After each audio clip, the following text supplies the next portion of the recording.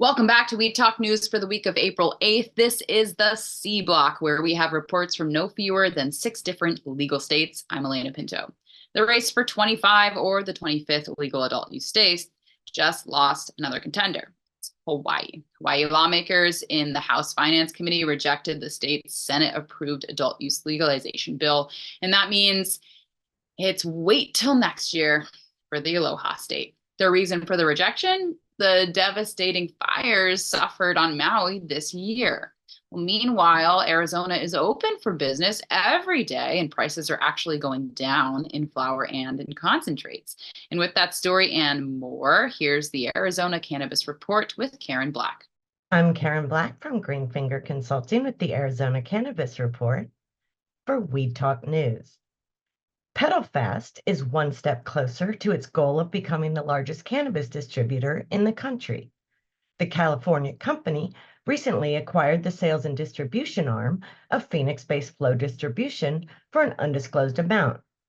The acquisition follows PedalFast's $8 million capital raise at the beginning of this year, so we can do the math to some extent. Executives at both companies expressed very positive sentiments about the transaction. Now for some numbers from the Grand Canyon State. If you're a concentrate connoisseur, there's good news for you. Average prices dropped nearly 25% in 2023 compared to 2022. And if you're a flower fan, there's good news too. Arizona is the least expensive on a wholesale basis, maybe because there's not a cap on cultivation here. But if you prefer pre-rolls, not so much. Arizona has the most expensive ones in the entire country. And all you vapors are representing. Vape cartridges accounted for 36% of total cannabis sales last year. Overall, Arizona ranked number 7 for the least expensive products by state, according to LeafLink. One final figure, Arizona collected $176.2 million in excise taxes on cannabis in 2023. Last but not least, congratulations to Tempe-based Sonoran Roots for being ranked the 3rd best cannabis company to work for in the cultivation category by Cannabis Business Times. That's all for the Arizona Cannabis Report. I'm Karen Black from Greenfinger Consulting reporting for Weed Talk News. Delaware was the 22nd state to approve adult use, and the existing commissioner of the Delaware Office of Marijuana announced this week that they are still on schedule for a launch in March of next year. Well, right now, the nation's smallest state has a medical program, but get this, only 17,000 patients are signed up. When they opened in March, they were targeting about 85,000 adult use consumers. So that sounds like just one county in California, but still the nation's largest market. And that's where LeVanna Vassau reports from every week. Here's her California Cannabis Report. I'm LeVanna Vassau with the Bay Sash reporting for PCM with this week's California Report for We Talk News. On March 29th, there was an enforcement bust on an illegal cultivation in Oakland on the 700 block of Kevin Court. Multiple agencies, including Fish and Game, were involved. In a press conference, CBS reported over 21,000 plants were eradicated, which law enforcement values at over $10 million. This was the 3rd big bust in Oakland in the past 6 months. In addition to Oakland, there are massive busts going on all around California as the 2024 growing season comes out of the cold. An article published on April 4th on Yahoo News reported that the San Bernardino Sheriff Department down in Southern California are conducting 6 to 10 raids a week. In other news, High Times has quietly and suddenly shut down 3 of its branded dispensaries and stores in California in the past 6 months. What's more, according to an article published by CRB Monitor, the closures come after months of failing to pay taxes, rent, and health insurance premiums. And former employees said that they were offered no severance and some were owed back pay. They also said that High Times senior management gave the workers no notice of the impeding closures, but clearly they were signs. Finally, a press conference was held in San Francisco to announce SF Weed Week, and Mayor London Breed showed up to support the new event In her address, she tipped her hat to San Francisco rap group RBL Posse by quoting their 1992 song, Don't Gimme No Bammer Weed. This song is my personal anthem on my FM weekly show, The Bay Sesh, on 89.5 FM KZCT Ozcat Radio Vallejo from 3 to 6 p.m. Wednesdays. I've always been a proud of RBL Posse, the Bay Area and Northern California, for our heavy emphasis on smoking the world's finest buds. Next week, I will be back with the hottest 420 events across the state. And if you want to see more about that, follow my Instagram at the Bay Sesh, where I'll be posting and telling you about those from coast to coast. I'm LeVanna Vassau from the Bay Sesh, reporting for PCM with this week's California Report for We Talk News. The name on the New York State lawsuit marquee is Leafly, and that publicly traded company rallied after the district Supreme Court's decision in their favor, perhaps opening up advertising to cannabis marketing. Our man in stocks, Doug Miller, who is high on Wall Street, and he is always watching the volatile world of publicly traded cannabis stocks. So here's his weekly report. I'm Doug Miller from High on Wall Street with this week's cannabis stock report for Weed Talk News. Leafly Holdings, Inc. stock rallied after a New York State judge struck down a marketing ban for cannabis companies in the Marijuana Regulation and Taxation Act that regulates the state's pot industry. New York Supreme Court Judge Kevin Bryant issued an amended decision that sided with a case brought by Leafly after it was prevented from including an ad for a Buffalo-based cannabis dispensary on its website. Bryant's initial decision struck down the bulk of the state's act, but then he narrowed the move to focus on its marketing ban, according to reports. This court is constrained to find that the regulations are an unconstitutional violation of petitioners' free speech rights as set forth in the New York State's Constitution, Bryant said in his initial decision. Leafly filed a legal action to open up access to its website, which helps consumers shop for and compare cannabis products and find dispensaries. So let's see how this affects the stock price. It was trading around $3.32, and it's forming a nice base, but I would watch for dips as it's been running up and it wants to pull back. And that's this week's cannabis stock report. Reporting for Weed Talk News, I'm Doug Miller. In Canada, Debi Facey reports from Ontario, where they continue to sort out their medical program. Here's Debi's strain of the week from Canada. This is Debi Facey with WeTV, your Canadian correspondent with this week's Canadian strain. So what we have in Canada are two bigger stories, I should say, especially the ones that we are focusing on. And so what we're going to be starting off with is with the medical cannabis aspect of the patients that we have here in Canada, especially Ontario. Many of them are not necessarily treated, but they aren't getting the attention that is needed, especially since we have become so involved with the recreational cannabis aspect of things. So Ontario is challenging most of these researchers when it comes to the numbers, to the benefits and therapeutic benefits for not only the recreational, but mainly for the medical patients. This is something that I benefit from, many other Ontarians benefit from, and I hope to be able to share more information, especially when it comes to some of the information and research that they have found out. Next, what we have is some of the Indigeni stores that are opening up here in Canada, especially Ontario, are facing the challenging of staying open. And this is due to the fact of them not necessarily fighting, but standing up to the right of being able to create their own sovereignty. This is something that the government has been trying to battle, especially due to the fact of the black market, illegal market, and the recreational legal market aspect.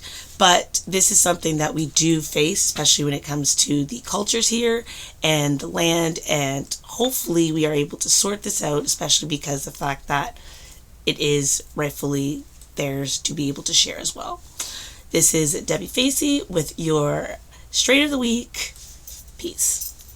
It was a very quiet week in Washington, D.C., but the Maryland market continues to expand while the District of Columbia adapts to their restrictions under the eye of the U.S. Congress.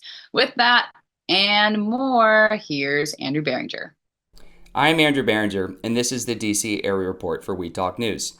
The Biden administration once again included a rider in the president's budget released last month that prevents Washington, D.C. from using funds to implement a regulated adult use cannabis marketplace.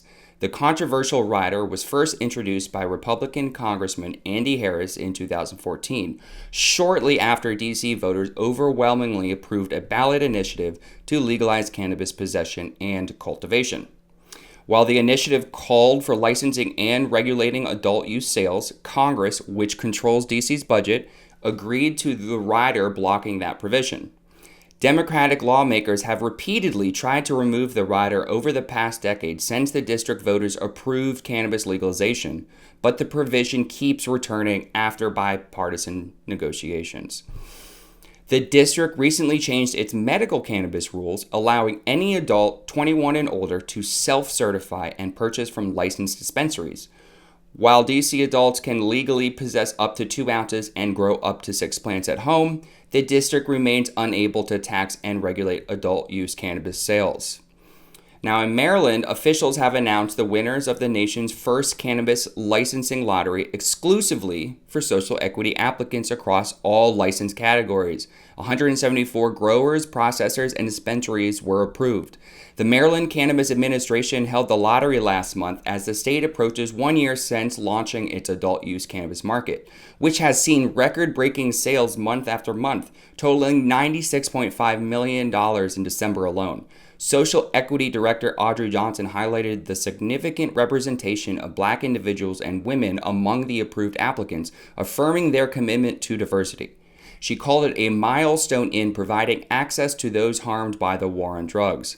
From the outset, Maryland prioritized an equity-centered legalization approach, initially only accepting applicants business owned by residents of disproportionately impacted areas.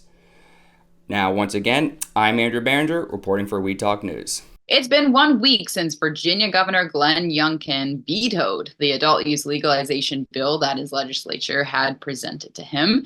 And after that devastating disappointment, it didn't stop a new medical dispensary to open. And Joe Parsons was there, has that story in his Virginia Cannabis Report. I'm Joe Parsons from the Virginia Cannabis Connection with the Virginia Cannabis Report on We Talk News. After the disappointing news last week, the latest buzz is whether or not the governor will now try to uproot the already thriving medical cannabis market. In his full veto statement last week, he made it known publicly that he thinks cannabis is bad for the Commonwealth, no matter how you use it. There is, however, one medical operator that's willing to rise to the challenge, and that's Rise Cannabis. Green Thumb Industries, a multi-state operator from Chicago, has been in the business since 2015 and expanded into the Virginia market in 2021 with the acquisition of Dharma Pharmaceuticals. Since then, they've opened 6 full-service medical dispensaries in their health service area and are the best in testing and delivering safe, regulated product to their patients. They moved their Lynchburg location to a much larger and even more efficient retail space.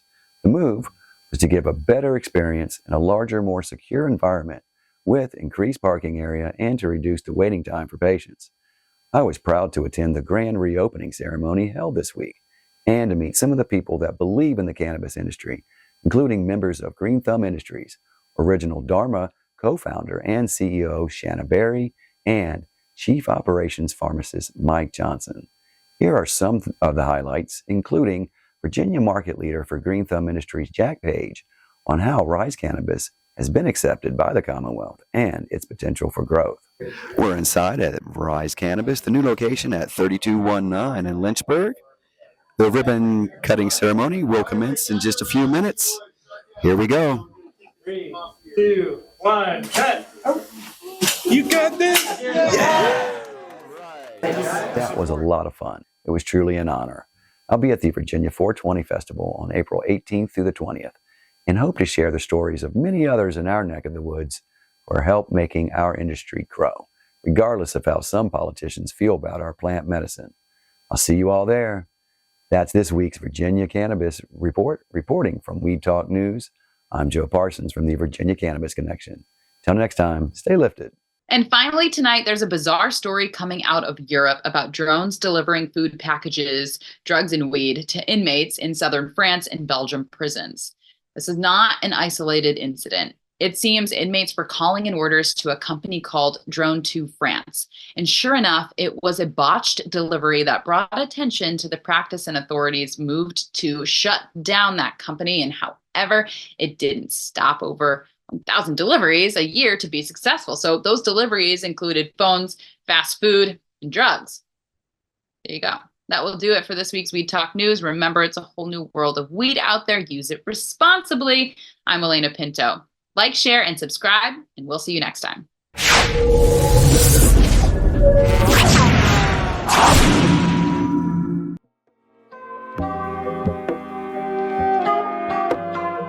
We're working on helping startups and companies that need relatively small amounts of money, meaning $500,000 or less. And what we're doing is we've got a funding source that's not basing it on your business plan, on your acumen, it's not a venture, it's debt, but it's based on a credit score and 2 years of tax returns with income. And with that, we can get you money.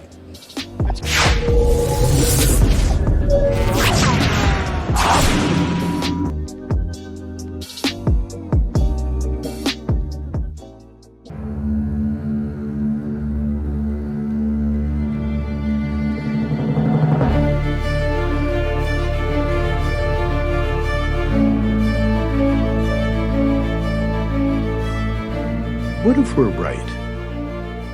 What if all of a sudden they discovered that there is medical use for marijuana and that it is good for you and it's better than alcohol and it's better than opioids and it helps your health? What if we're right? What if they find that out? Specific cannabinoids have medical value.